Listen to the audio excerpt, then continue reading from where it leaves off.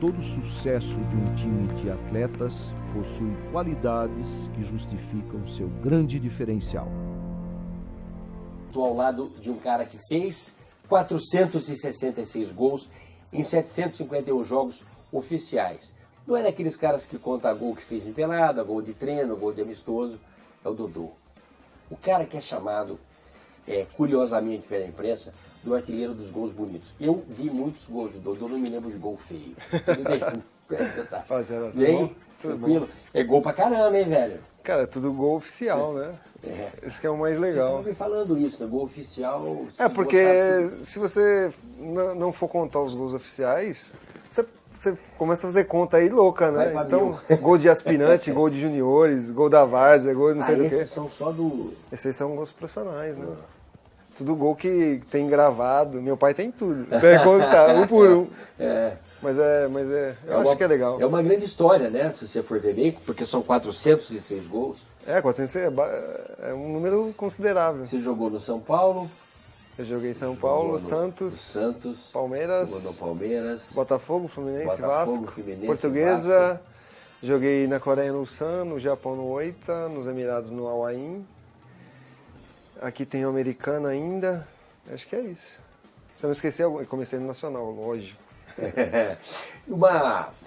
Uma carreira vitoriosa numa época você jogou em que o centroavante não adiantava só fazer gol, tinha que ser craque, né? Tinha que jogar.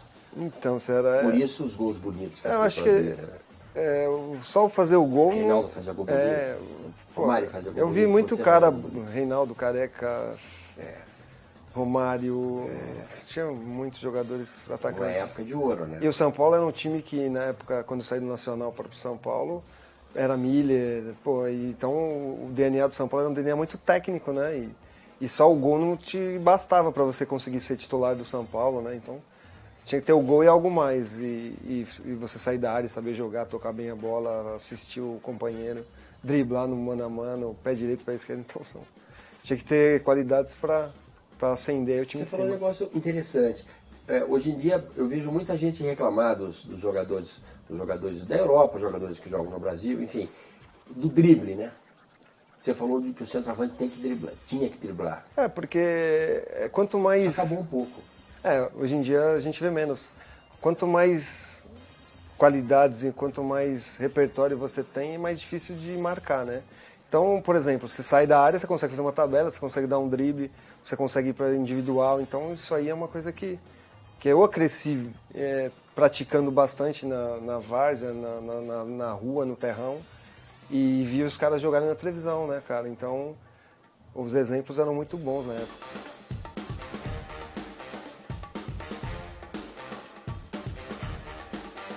Seus pais, eles sempre te apoiaram? Porque tem um momento em que seu pai olha e fala, esse moleque vai, né? Minha mãe sempre foi dona de casa, né? Meu pai trabalhava numa empresa de elevadores, né? E tinha um trabalho pesado, né? E quando ele viu que eu tinha um talento para jogar futebol, ele sempre me cobrou muito a escola, né? Você só vai jogar futebol se você estudar e eu vou fazer de tudo para você ter essa oportunidade. E me deu totais condições, a gente não tinha muitas condições, mas o mínimo de condição possível para poder jogar futebol e estudar. E graças a Deus foi isso que aconteceu.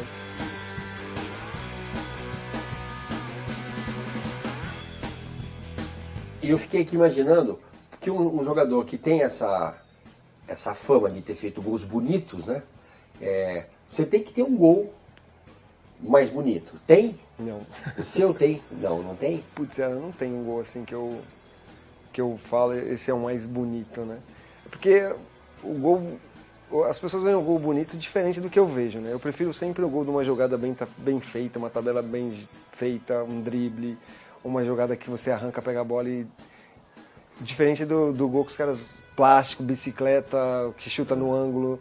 Então eu tenho um conceito diferente. Você gostava do gol trabalhado? Eu gostava mais do gol que eu saía da área, fazer uma jogada bem feita, uma tabela, ou sair de 2 jogadores e tentava fazer o gol. Então, pra mim era mais legal assim, né? Mas o pessoal gosta muito daquele gol de primeira que você acerta o chute, ou gol de bicicleta, ou quando você chuta fora da área, no ângulo. Então o pessoal vê muito por esse lado.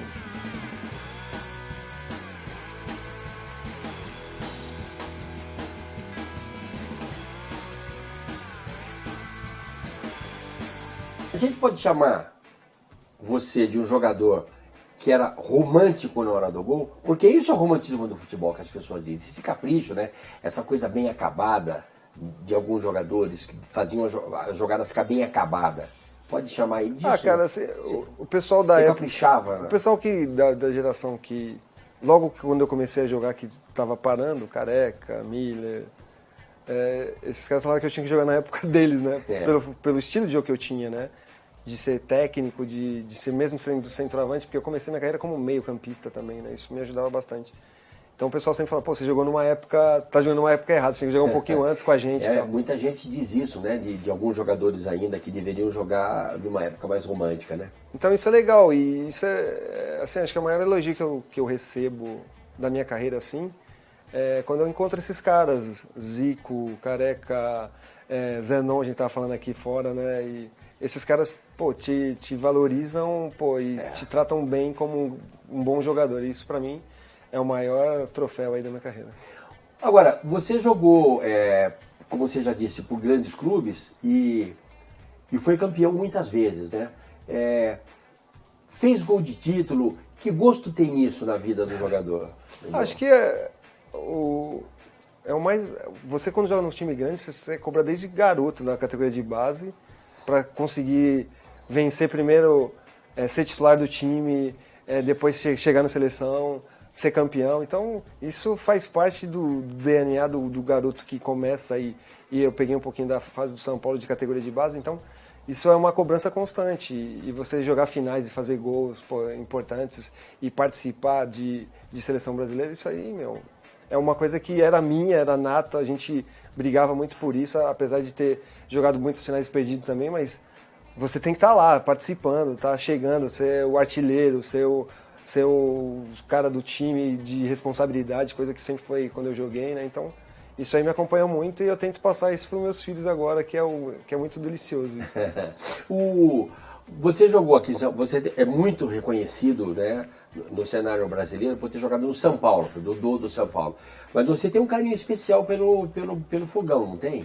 Porque eu joguei, foram 3 passagens no Botafogo, né? A gente conquistou o campeonato lá depois de 10 anos que o Botafogo não conquistava e a minha identificação com o Botafogo foi muito forte. Em relação à torcida, foram mais de 100 gols no Botafogo, né? Então, eu tenho um carinho muito especial pelo Botafogo, sim, que foram 3 vezes que eu joguei. E no São Paulo pelo fato de ter surgido no São Paulo, né? De ter ficado conhecido no cenário de futebol brasileiro no São Paulo, de ter chegado à seleção jogando pelo São Paulo, de em uma temporada no São Paulo fazer 60 gols aí, ser artilheiro da América e bater uma marca que o São Paulo não tem até hoje, de ter esse goleador. Então, o São Paulo marcou, apesar de ter 2 anos bem jogados no Santos também, eu sempre gosto de frisar, que foram tempos legais também.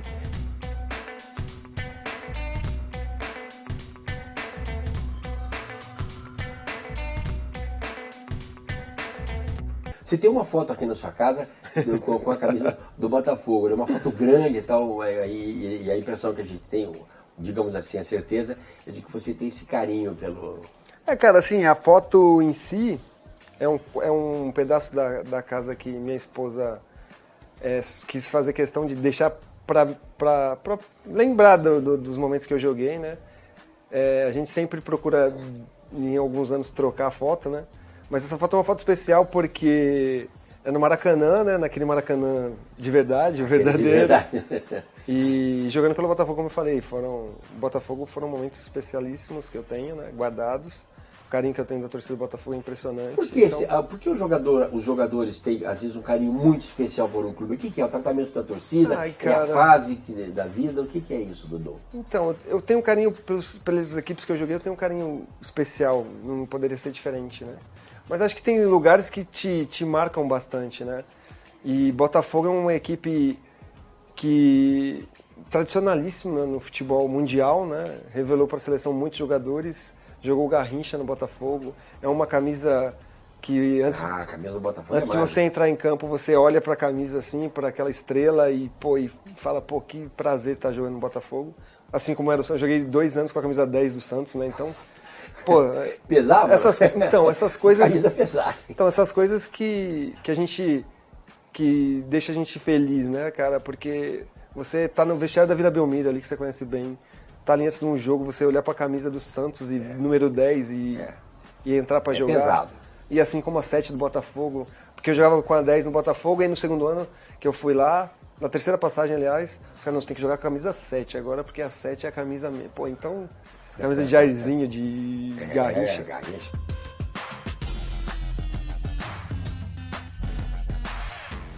Dudu, você teve um momento difícil na carreira, um momento em que você foi acusado de usar, era um componente, né? Como que isso se passou na sua vida, o quanto isso pode ter te prejudicado ou não? Isso aí foi um baque, porque eu sempre falo, quando toco nesse assunto, que se eu tivesse feito alguma coisa, se eu tivesse feito uso de alguma substância, né, aos 33 anos, pô, eu ia ser o primeiro a assumir e a entender a punição. Porque eu acho que tudo aquilo... Porque você é um cara esclarecido, então você não ia tomar, não ia ser... Cara, às vezes acontece de você tomar sem querer, mas não foi nem o caso, né? Foi uma manipulação de uma farmácia que fazia a suplementação do Botafogo, e a minha cápsula estava com essa substância que é usada para mulher, uma substância de emagrecimento, né? E não foi uma coisa que eu tomei por conta, foi meio passado pelo pessoal do clube, né?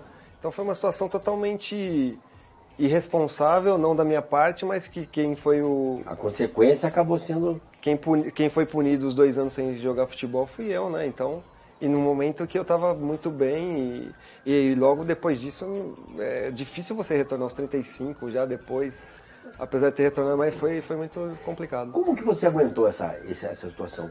Quem te ajudou? Como que funcionou isso? Tá sentada ali que sofreu mais que você, né? A Tati sabe, minha esposa sabe muito disso aí, porque eles sofrem mais do que você propriamente.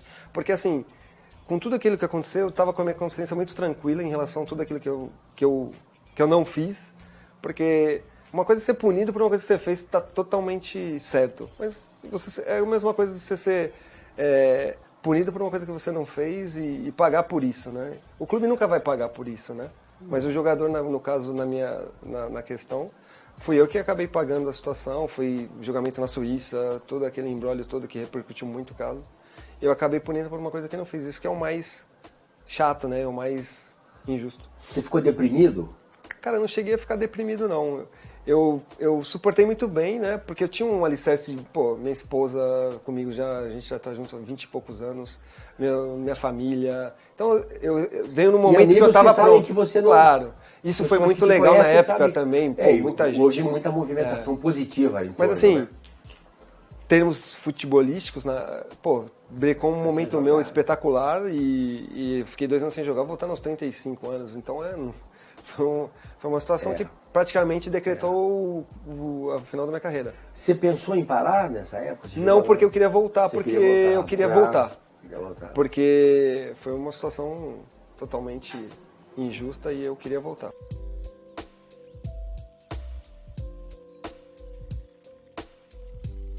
Como funcionou na sua cabeça ter que parar de jogar futebol? Tem muita gente que sofre muito, fica com depressão, não está preparado. O Garrincha morreu numa situação difícil. Outros jogadores, eu estou citando o Garrincha porque eu conheci muito bem o Garrincha e conversei. O Jorge Mendonça, que eu era amigo, morreu numa situação difícil. Porque jogadores que não conseguiram se adaptar à vida sem a bola. Como você conseguiu isso? Cara, assim, jogar futebol é a melhor coisa do mundo, você poder fazer disso tua profissão, de poder fazer o que você gosta e ser remunerado para isso. Eu fui um privilegiado, sempre agradeço muito a Deus. Só que tem um momento que você tem que parar, né? Não tem jeito. E esses 2 anos que eu fiquei sem jogar pelo fato da suspensão, já foi meio que, tá chegando e como eu falei, eu volto sempre a falar que a família é um alicerce muito importante. E eu sempre tive isso, né, do meu lado, né? Minha esposa sempre do meu lado, meus pais, a minha sogra, então a gente tem uma base familiar legal. E aí eu sempre fui um cara que nunca fui deslumbrado, né? Eu sempre fui um cara pé no chão, a minha família sempre foi uma família pé no chão, então eu sempre soube aproveitar o máximo daquilo que eu produzi jogando futebol, para saber que o momento ia chegar de parar e para você também desfrutar logo depois que para. Hoje eu curto os meus filhos, curto a minha esposa, posso escolher tem coisas seus negócios, tenho meus não negócios. Parou, não ficou paradaço. Então foi gradativo, natural e Eu adoro jogar minha pelada, não abro mão. Então é uma coisa que veio, claro, com tristeza, porque jogar futebol é a melhor coisa do mundo, mas tranquilo. E quando um cara fala pra você, que nem eu falei hoje, se ouviu da boca de todo mundo aqui, fala pra você assim, pô, Dodô, no meu time jogando que você joga, eu não tenho centroavante, pô, preciso de um cara só pra empurrar como você fazia, com categoria, porque pra dar chutão dá muito. Ah, legal, cara, porque eu sempre falo em algumas entrevistas, depois que a gente para, a gente fica melhor, parece. Perde a responsabilidade. Não, as pessoas, pô, comentam, pô, caramba, que falta que você faz, tal, não sei o quê. Isso a gente É porque eu acho que não dá tempo, viu, Dodô? Quando você é profissionalizado, não dá tempo de se ouvir isso. Então, cara, e depois a gente para, todo lugar que vai, pô, as pessoas, pô, que legal. Mas eu fico feliz, assim, mas o tempo passou e agora a gente tem que criar outros, né? Espero que meu filho daqui a pouco... Os dois são centroavantes? Os dois fazem gol, cara. Eu sou suspeito, pai é suspeito pra falar, e agora que eu mexo com esse negócio de jogador e tal... Seu filho veio aqui e falou que fez 4 hoje. Você viu hoje, né? Isso? O pai cheguei e fiz 5. Falou 5, bem baixinho. né? 5. Queria dar entrevista pra você. Falei, calma, juvenil. Não está na sua hora. Calma. Eu queria que você falasse da seleção brasileira. Eu sei que o país tem muita expectativa nesse time, mas ele teve que ter uma mudança drástica, né? De sair do treinador Dunga para o treinador Tite, que promoveu uma revolução, né? Pelo menos aparentemente, assim, a gente que não foi jogador de bola não tem tanta condição técnica de falar. Eu acho que é drástica mesmo, como você falou, porque não tem muita diferença de jogadores se você pegar o que o Dunga convocava e o que o Tite convoca. Pouquinha gente. Pouca diferença. E você vê a mudança que foi a seleção brasileira, né? O Tite é um cara, é técnico de futebol, né? Treinador faz muito tempo, batalhou a carreira toda, começou lá embaixo, teve o teu momento de dificuldade, voltou pro Corinthians, fez um trabalho excelente, parou um pouco, foi lá, se reciclou, voltou melhor, então... Era o cara do cargo na situação, e aí o Dunga voltou para a seleção, uma coisa que ninguém entendeu e eu também não entendi. Nada contra o Dunga como pessoa, claro. Nada, mas assim, falando de técnico de futebol, de treinador de futebol, eu acho que a seleção está muito bem entregue, a seleção sabe o que faz hoje dentro do campo, a seleção é uma das favoritas para a Copa, mas não é a favorita, né? É uma das favoritas. Quem que você acha que é a favorita? Eu acho que a Copa vai ser uma Copa muito disputada, porque eu vejo Espanha, Alemanha, França. Nunca pode deixar de falar da Argentina, porque tem o Messi. Nossa. Então eu acho que vai ser uma Copa muito... Esse resultado de 6 é muito ruim aqui. É muito ruim. Mas não é o resultado que mostra o time da Argentina. Não, é muito ruim isso. A Argentina tem o Messi pra mim isso é um absurdo. É o maior jogador? É o que você gosta mais de ver jogar? Assim, eu sempre fui declarado fã do Zico, desde que eu me conheço por jogador, por gente que gosta de futebol. Eu sempre cito o Zico como minha inspiração para jogar futebol. Mas depois que eu vi esse cara jogar, isso é louco. Esse Messi aí, eu paro para qualquer coisa, às vezes até brigo em casa aí. Quando o Barcelona vai jogar, porque é piada, cara, esse Messi que ele faz. Tivemos uma honra muito grande de te ouvir e saber o que você pensa a respeito de futebol e da sua carreira. Obrigado. O prazer foi meu. E sempre é bom estar contigo. Legal. Obrigado, Dodô.